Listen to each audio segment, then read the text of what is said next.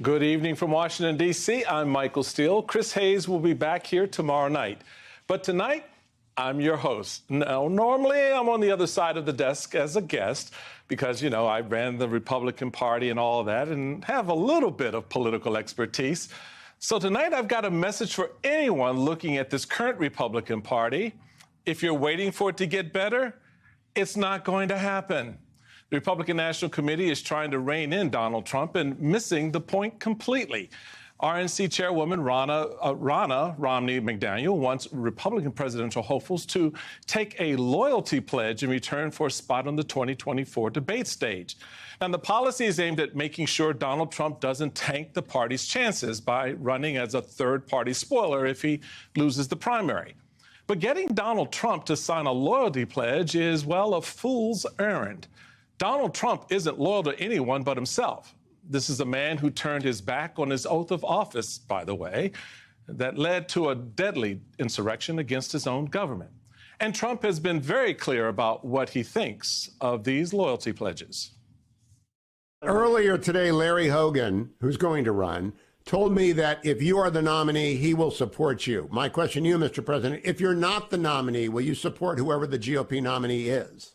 It would depend. I would give you the same answer I gave in 2016 during the debate. The first question I was asked by Bret Baier. I was asked two rather interesting questions.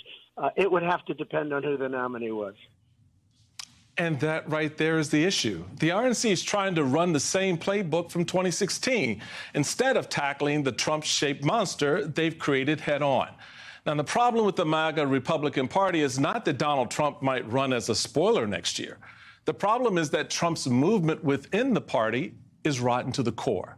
So tonight, we have the proof that Fox News Channel, which wanted to be the official Trump TV network, was willing to platform people they knew were dangerous liars, no matter what the cost was to democracy. We'll talk more about that a little bit later. We also have this Scott Adams guy, the Trump sycophant behind the comic strip Dilbert last week. He went on a racist tirade where essentially he called for returning to racial segregation. So if nearly half of all blacks are not okay with white people, according to this poll, not according to me, according to this poll, that's a hate group. That's a hate group. And I don't want to have anything to do with them. And I would say, based on the current way things are going, the best advice I would give to white people is to get the hell away from black people. Just get the f*** away.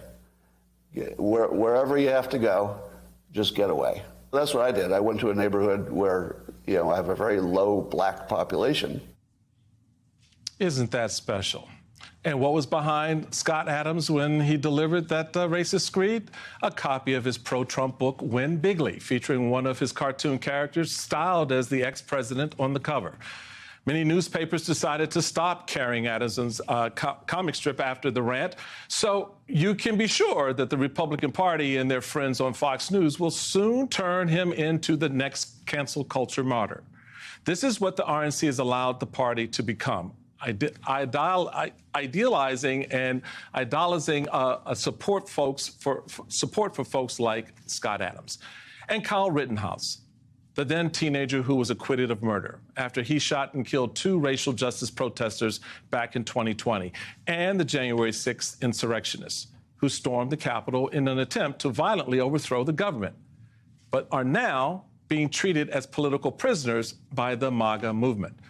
A rational Republican Party would not prop these folks up as heroes. But the MAGA Republicans have sold their souls to Trump's brand of culture war politics.